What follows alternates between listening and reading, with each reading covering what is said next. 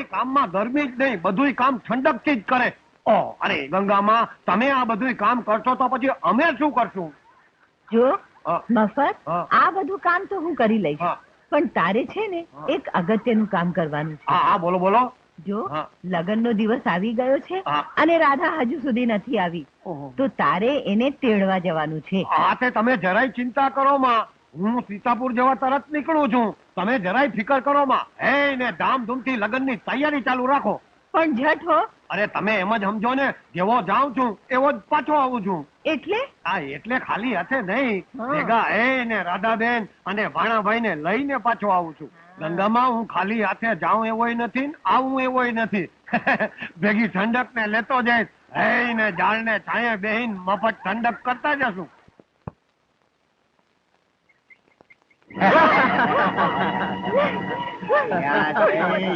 છોડી દો મને, છોડી દો મને, છોડી દો. છોકરું સોંપી દે. છોકરું અબરું બેટા, અરે ગજબ કેવાય, રાધાબેન નું ઘર ઉઘાડું અને ઘરમાં કોઈ ન મળે. મને તો કઈક અમંગળ ના એંધાણ વર્તાય છે. હા. અરે રાધાબેન અમે તો તને તારે ઘરે તેડવા ગયા હતા. મારા દીકરા અબરું ને કાળુના માણસો ઉપાડી ગયા હે? છે. ક્યાં છે? કઈ બાજુ ગયા? આ બાજુ. અરે રણજીતસિંહ બાપુ પાઠક બહાર આવે છે. ભલે ભલે. અરે દિનુભાઈ આવે છે ને? અરે પ્રવીણબેન આવો આવો દીકરા. વરરાજાને આવો તો બધી શરમ હોઈ જશે. અરે ધન્યા, જો જાનને આવવાનો વખત થઈ ગયો લાગે છે. હા દેવજી, ઢોલના ધબુકા સંભળાઈ રહ્યા છે.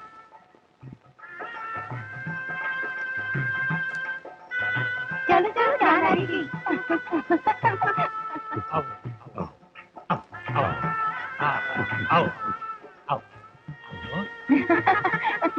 જાન આવતા જ રાખી દીધું.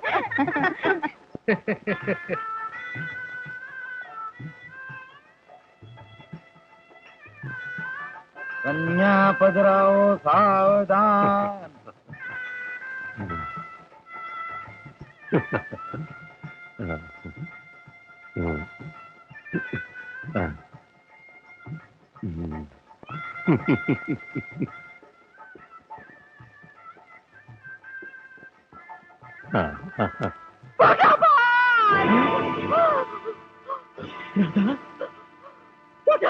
અબરોને કેસથી કાળ ઉઠાવી ગયો છે. બોલ, કેસર ક્યાં છે? ખબરદાર ચંદન, જો જરા પણ ચાલાકી કરવાની કરી છે તો તારી આ લાડકી બેન ના પણ તારા ભાણિયા જેવા જ હાલ થશે.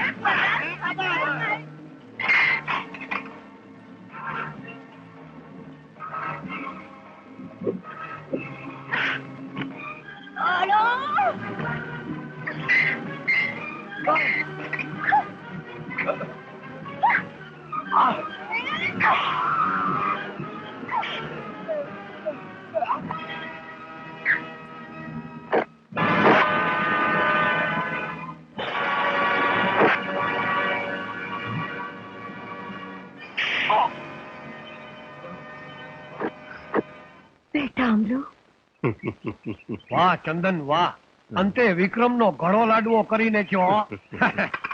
કેસર